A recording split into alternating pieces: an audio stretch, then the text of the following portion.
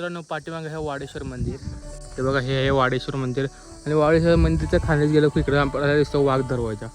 तर आपण आता जायचं आहे वाघ दरवाजाकडं. इथं जास्त करून आता कोण माणसं येत नाही वाघ दरवाजाकडं, पण तो वाघ दरवाजा काही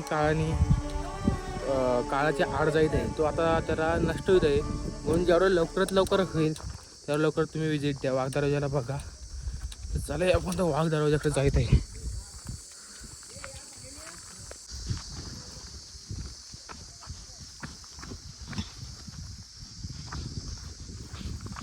पाळाली जोग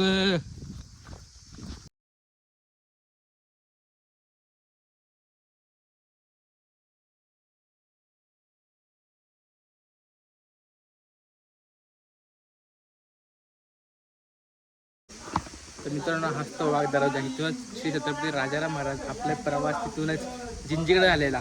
तर बघा वाघ दरवाजा. तर काही लोक आता इथं वाघ दरवाजाकडे येत नाही, त्यांना एवढीच विनंती आहे की तुम्ही बी वाघ दरवाजाकडे येत जावा. खूप असा भारी आहे बघा.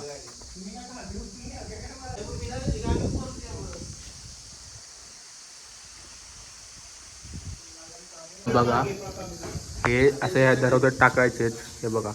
आणि इकडे बघा छोटूसा गड्डा आहे, आणि इकडे खूप मस्त मोठा गड्डा आहे. इकडे खूप मोठा गड्डा आहे.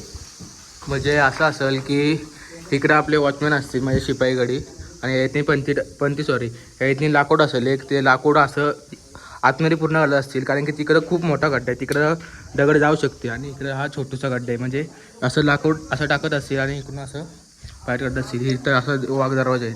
इकडं आपले सगळे मावळे इथं राहत असतील, आणि इकडे पंतीच्या ठवळा दिले. तर चला तर आपण आता वरतीच भेटू.